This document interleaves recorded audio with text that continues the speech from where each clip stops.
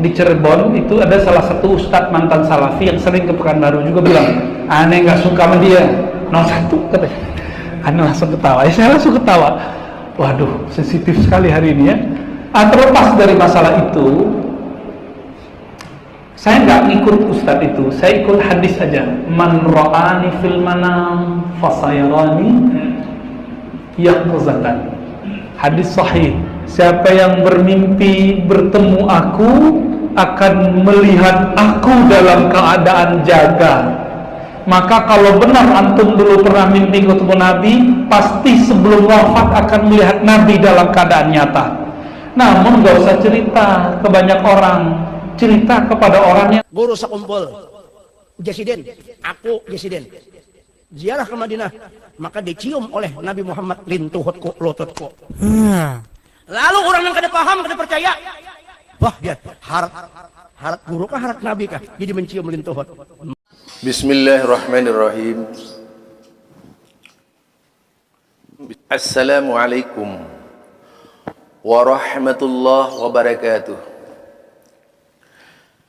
Alhamdulillah, fa inna ahsanal kalami kalamullah wa khairal huda huda Muhammad sallallahu alaihi wasallam wa syarral umuri muhdatsatuha fa inna kulla muhdatsatin bid'ah wa kulla bid'atin dalalah wa kulla dalalatin finnar.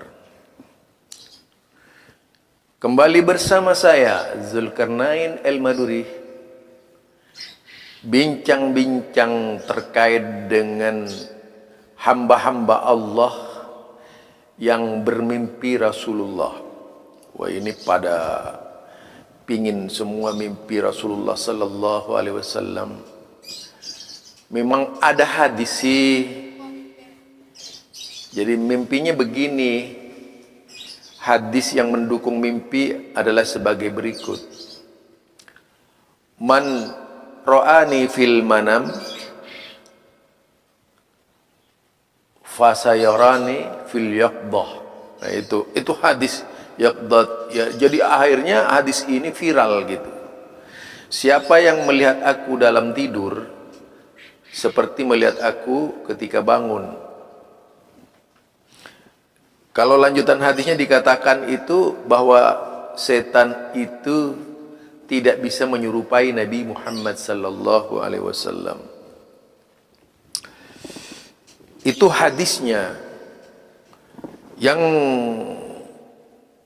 bermimpi Rasulullah ini bukan satu. Misalnya Habib Umar itu hampir setiap hari mimpi Rasulullah sallallahu alaihi wasallam.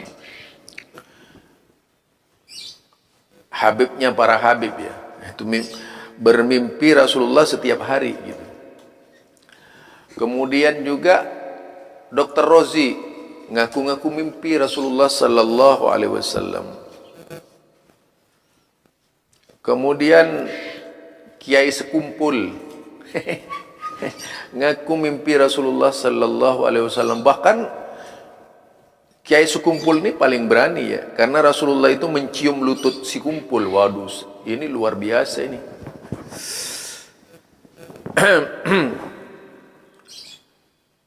Kita melihat keberadaan para sahabat Rasulullah sallallahu alaihi wasallam.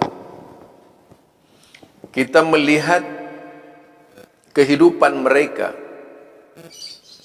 Jika dibaca Hayatus Sahabat, yaitu kehidupan para sahabat Rasulullah sallallahu alaihi wasallam, kehidupan yang paling dekat dengan Rasulullah sallallahu alaihi wasallam,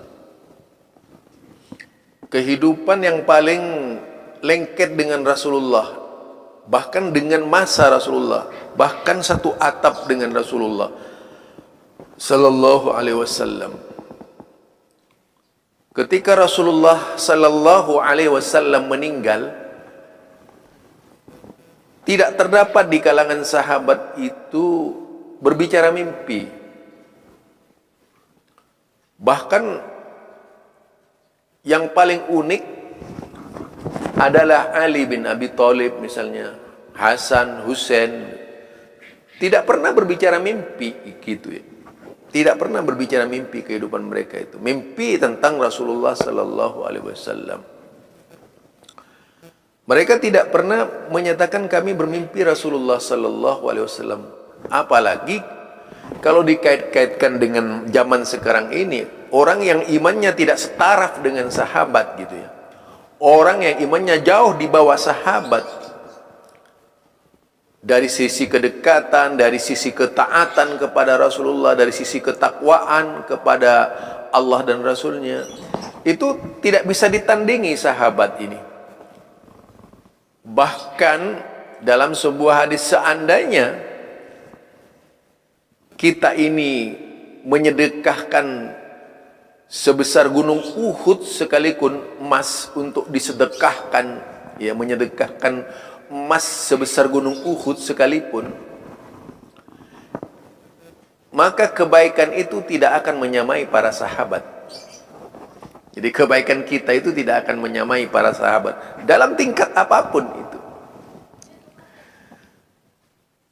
Maksud saya adalah sahabat yang demikian hebatnya, sahabat yang demikian taatnya, sahabat yang demikian lengketnya dengan Rasulullah sallallahu alaihi wasallam, sahabat yang demikian patuhnya, sahabat yang demikian sunnahnya dengan ajaran-ajaran Rasulullah sallallahu alaihi wasallam, masih belum ada berbagai macam bid'ah ketika itu. Belum ada ajaran-ajaran yang tidak benar. Ajaran-ajaran yang tidak benar seperti sekarang ini ya. Tetapi para sahabat tidak pernah melaporkan di dalam, yaitu kisah-kisah para sahabat, bahwa beliau bermimpi Rasulullah berulang-ulang itu. Seharusnya, selayaknya orang yang paling dekat dengan Rasulullah itu orang yang paling banyak bermimpi dengan Rasulullah sallallahu alaihi wasallam, bermimpi Rasulullah sallallahu alaihi wasallam. Kenyataannya tidak. Ya, kenyataannya tidak demikian. Apakah ada orang-orang sekarang ini, siapapun dialah, saya tantang itu, yang menyamai imannya para sahabat? Tapi apakah ada di antara para sahabat Nabi yang bermimpi seperti orang sekarang ini, bahkan bisa bertemu Rasulullah dalam keadaan sadar setiap hari? Ini kan konyol ini ya. Orang yang imannya, aduh ya Allah, naudzubillah min dzalik ya, imannya jauh dari para sahabat, langsung ngaku-ngaku sering ketemu Rasulullah. Ini kan sama dengan bid'ah ya, bid'ah yang dongeng ini, dongeng. Dongeng bukan fiksi, fiktif. Fiktif lain, fiksi lain. Jadi fiktif itu, jadi fiktif ini sesuatu cerita yang bohong, hoax. Jadi kalau saya tidak percaya seumur hidup ada orang mimpi Rasulullah setiap hari itu, walaupun mereka berkilah itu. Apalagi kemudian dalam fil yaqdah itu dalam keadaan sadar. Datang Rasulullah itu misalnya. Nah, perkara-perkara seperti ini sering terjadi pada hamba-hamba Allah abad sekarang ini yang jauh dari kehidupan para sahabat.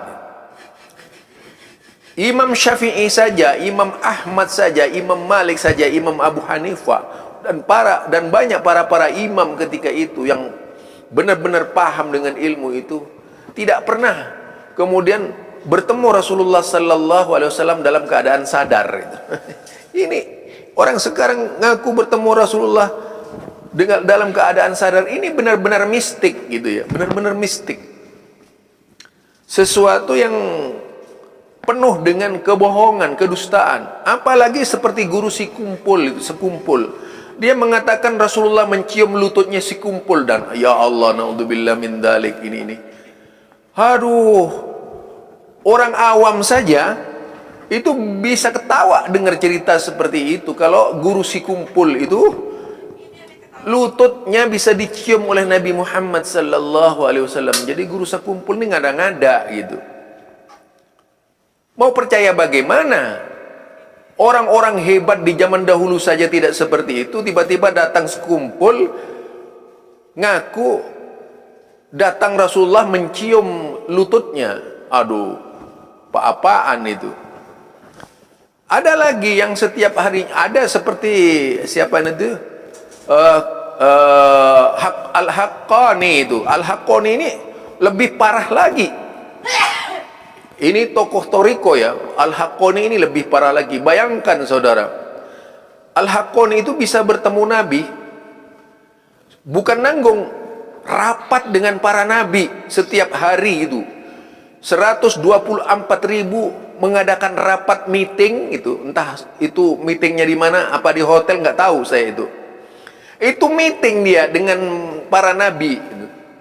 Al-Haqqani ini, yaitu Nazim Al-Haqqani, salah satu tokoh Thariqah Naqsabandi dari Siprus itu. Dari Siprus itu kalau nggak salah, yang jelas bukan Madura lah Siprus itu. Siprus itu daerah Turki ya, itu Siprus. Lah dia itu ngaku setiap hari melakukan meeting dengan 124.000 nabi. Ini cerita konyol, ini cerita konyol banget gitu. Demikian juga Ak-Kabbani itu menceritakan mimpinya, mimpi hayal-hayal yang seperti itu gitu. Kalau melihat, saya bahas mimpi tadi, hadis mimpi, benar Rasulullah itu tidak bisa ditiru wajahnya, tapi bisa ngakui setan itu kalau dia Nabi Muhammad gitu. Apalagi kemudian aneh-aneh yang diajarkan ya. Ada lagi itu misalnya Nabi mengajarkan hadis kopi misalnya ya. Nabi mengajarkan supaya beli tasbih misalnya. Ini kan naudzubillah min dalik ya. Hadis-hadis palsu seperti ini kemudian didengar oleh pendengarnya karena keluar dari dzurriyyat Rasulullah sallallahu alaihi wasallam dan dibenarkan, sama saja mengadakan kedustaan atas Nabi itu. Aduh, mau jadi apa umat Islam ini ya, yang terperosok ke dalam cerita-cerita tidak benar gitu. Rata-rata pokoknya di kalangan aswaja itu banyak penghayal gitu. Penghayal berjumpa dengan Nabi Khidir, bisa terbang bersama Nabi Khidir, penghayal pergi ke Mekah dengan naik pelepah pohon kelapa, macam-macam orang-orang Indonesia ini aswajanya ini. Penghayal bisa terbang, penghayal bisa ya nanti bisa masuk ke dalam dunia metaverse ya. Jadi dunia metaverse ini kayak di internet itu, menghayal layaknya pemain game over itu. Jadi lucu-lucu ini di aswaja ini orangnya, pokoknya lucu-lucu ya, ada tukang hayal gitu. Bayangkan dia mimpinya setiap hari mimpi Rasulullah sallallahu alaihi wasallam. Sepertinya langganan Rasulullah harus datang kepada orang itu gitu. Ini kedustaan seperti ini sangat disukai dan disenangi oleh pengikut-pengikutnya yang awam-awam, dan akan selalu dibenarkan bahwa itu memang terjadi gitu. Ya seperti tadi itu. Ada apa Rasulullah sallallahu alaihi wasallam datang kepada seseorang di akhir zaman ini setiap hari gitu. Sedangkan di masa sahabat saja yang paling taat kepada Rasulullah sallallahu alaihi wasallam, paling mulia kehidupannya, tidak pernah kemudian mimpi Rasulullah setiap hari gitu. Karena itu adalah kedustaan. Ya maklum, di Indonesia kan memang dulunya itu yang paling banyak adalah agama hayal gitu. Kenapa saya katakan agama hayal? Ada yang percaya animisme, ada yang percaya dinamisme, macam-macam kepercayaan di Indonesia itu. Sehingga hal ini masuk ke dalam Islam, mempengaruhi cara berpikir umat Islam yang dipertahankan sampai sekarang. Bagian dari pemikiran yang diadopsi dari Sunan Kalijogo. Kalau kita lihat latar belakang Sunan Kalijogo dalam filmnya kan diceritakan bisa terbang dan sebagainya gitu. Pokoknya cerita kalau sudah sampai di Indonesia itu berubah tadinya itu. Cerita yang baik-baik jadi tidak baik gitu. Apa ya? Coba bayangkan, setiap muslim yang takwa, yang taat dan takwa itu akan menjadi kisah yang luar biasa di Indonesia. Sampai di Indonesia misalnya Syekh Abdul Qadir Jalani, begitu cerita sampai di Indonesia ini, wow, sudah akhirnya memunculkan banyak penghayal ingin bertemu dengan Syekh Abdul Qadir Jalani.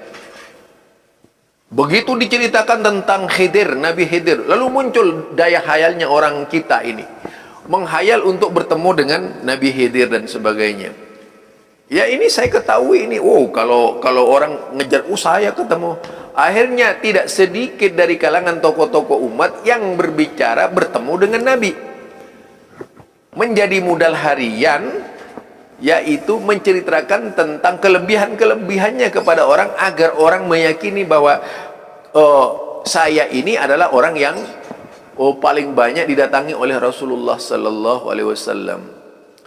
Hingga suatu hari, yaitu di tahun-tahun 80-an itu pernah terjadi. Sampai pernah terjadi seorang kiai yang akhirnya meyakinkan semua santri-santrinya itu kalau akan mendapatkan pahala besar jika memberikan kepuasan kepada kiainya gitu. Akhirnya seperti itu yang terjadi. Karena apa? Meyakinkan, pertama menciptakan keyakinan dulu. Ini yang disebut dengan cuci otak. Orang itu diarahkan kepada tahayul-tahayul yang berkembang dan beredar dalam dunia hayal itu. Layaknya cerita Wiro Sableng dan sebagainya ya. Jadi bagaimana kemudian kita itu bisa menemukan kebenaran? Jadi istilah man ro'ani fil manam, siapa yang melihat aku di dalam tidur, ya, ketika tidur itu pada waktu tidur, fasayarani fil yaqdah, itu bisa terjadi kepada seseorang, tapi tidak mungkin bisa terjadi setiap hari. Ya, bermimpi Rasulullah itu sesuatu yang tidak mungkin setiap hari mendatangi seseorang. Klaim-klaim yang mengatakan bahwa mereka itu bermimpi Rasulullah setiap hari, didatangi Rasulullah setiap hari, itu kedustaan belaka gitu. Karena apa? Kalau man ro'ani fil manam, melihat Nabi Muhammad sallallahu alaihi wasallam, ini penafsiran ulama macam-macam. Macam mana kita tahu bahwa dia Nabi Muhammad sallallahu alaihi wasallam itu? Sehingga ulama-ulama ketika itu menggambarkan bahwa kemungkinan yaitu adalah para sahabat Nabi yang pernah melihat Nabi itu. Jadi para sahabat Nabi yang pernah melihat Nabi, kemudian bermimpi Nabi, para sahabat Nabi yang ketemu Nabi. Lah kalau tidak ketemu Nabi kemudian didatangi oleh Rasulullah, jalannya dari mana ceritanya? Ibarat saya punya kekasih. Ya, ibarat saya punya kekasih misalnya. Kemudian saya biasa bertemu dengan kekasih, lalu bermimpi sang kekasih itu. Itu wajar kalau kekasihnya itu mimpinya wajahnya nampak dan sebagainya. Demikian juga kalau bermimpi Rasulullah, karena orang itu melihat Rasulullah sebelumnya ketika Rasulullah masih hidup. Itu wajar bisa bermimpi seperti itu. Kenapa? Sudah melihat Rasulullah ketika hidupnya ini, wajah Rasulullah seperti ini. Lah kalau orang sekarang bermimpi Rasulullah, itu perlu dipertanyakan. Iya, perlu dipertanyakan. Wong tidak pernah melihat Rasulullah kok tiba-tiba dikatakan mimpi Rasulullah gitu. Mustahil itu. Walaupun harus terjadi, ya walaupun harus terjadi, perlu dikoreksi terlebih dahulu. Apakah memang benar sesuai dengan sunnah Nabi atau tidak? Jangan sedikit-sedikit mimpi Rasulullah, jangan sedikit-sedikit mimpi Rasulullah, mimpi Rasulullah, mimpi Rasulullah. Itu kebohongan yang luar biasa. Aduh, Jadi dagangan mimpi Rasulullah ini menjadi komoditi di kalangan ulama-ulama dan kiai-kiai tertentu ya. Seolah-olah hidup yaitu tiada hari tanpa mimpi Rasulullah sallallahu alaihi wasallam. Apa? Dijadikan proyek mimpi Rasulullah sallallahu alaihi wasallam. Bisa saja yang datang kepada Anda itu adalah jin, adalah setan, ngaku sebagai Rasulullah. Wajah Rasulullah tidak bisa ditiru, kalau ngaku Rasulullah bisa. Jangankan setan yang tidak bisa ngaku Rasulullah sallallahu alaihi wasallam. Masih lihat kan banyak nabi-nabi palsu yang ngaku-ngaku nabi itu. Mereka terang-terangan ngaku nabi. Lah bisa juga seperti setan, saya ini adalah Rasulullah sallallahu alaihi wasallam. Memang benar mereka itu bukan Rasulullah sallallahu alaihi wasallam, tapi mungkin rasul dari kalangan jin. Rasul dari kalangan jin yang bermacam-macam. Jadi kalau bercerita mimpi ini harus dengan korektif. Benar-benar korektif terhadap setiap cerita yang sampai kepada kita, tidak langsung meyakini begitu saja. Sekali lagi saya katakan, mimpi Rasulullah sallallahu alaihi wasallam ya, mimpi Rasulullah sallallahu alaihi wasallam, pandangan yang lebih benar adalah yaitu orang yang melihat Rasulullah sebelumnya. Yang lebih dekat kepada kebenaran yaitu para sahabat Nabi yang melihat Rasulullah sallallahu alaihi wasallam. Maka ketika bermimpi Rasulullah sallallahu alaihi wasallam, sudah pasti dia tahu bahwa yang datang kepadanya itu adalah Rasulullah sallallahu alaihi wasallam.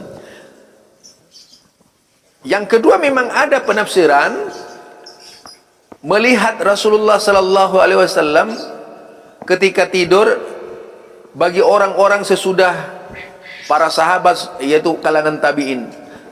Itu pun harus disesuaikan dengan sunnah Nabi. Misalnya As-Sama'il Muhammadiyah, sifat-sifat Nabi Muhammad sallallahu alaihi wasallam, disesuaikan dengan kitab itu. Apakah memang benar yang datang kepadanya itu adalah Rasulullah atau setan gitu. Jangan sebentar-sebentar ngaku Rasulullah, sebentar-sebentar ngaku mimpi Rasulullah, sebentar ngaku.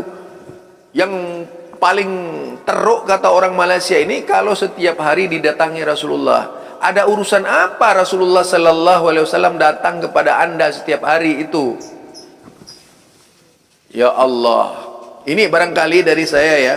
Jangan meluculah, jangan halu kita itu di dunia itu. Berbicaralah di alam nyata saja, jangan di alam hayal gitu. Subhanakallahumma wa bihamdika asyhadu an la ilaha illa anta astaghfiruka wa atubu ilaik. Assalamualaikum warahmatullahi wabarakatuh.